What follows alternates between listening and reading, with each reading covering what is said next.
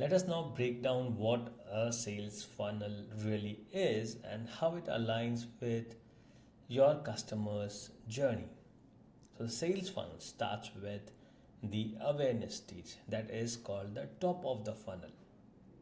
This is the first contact that you have with your prospective customers. This might happen via a Facebook ad, a Google search, a blog post that you have. So that's where they get to know you. Now, your landing page should clearly offer a lead magnet, a free guide, a quiz, or a webinar.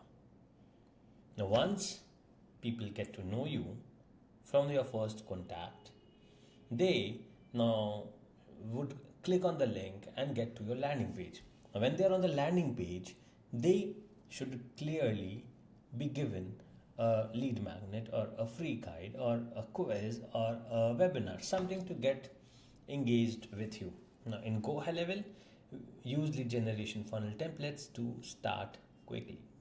Now, once you're done with the awareness stage, there is the consideration stage. That is called the middle of the funnel. You nurture leads with emails, SMSs, and retargeting. What is that?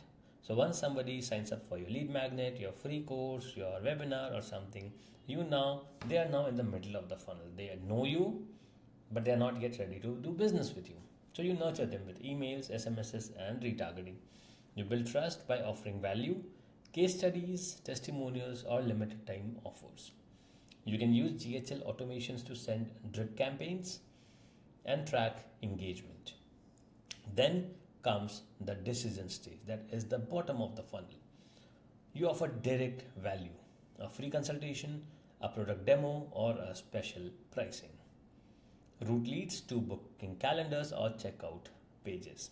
You can use pipelines and workflows to tag hot leads and alert your sales team. Then comes the conversion and retention. Once a lead converts, you don't stop there. You set up post sales automations, onboarding emails, feedback forms, upsell funnels, and more.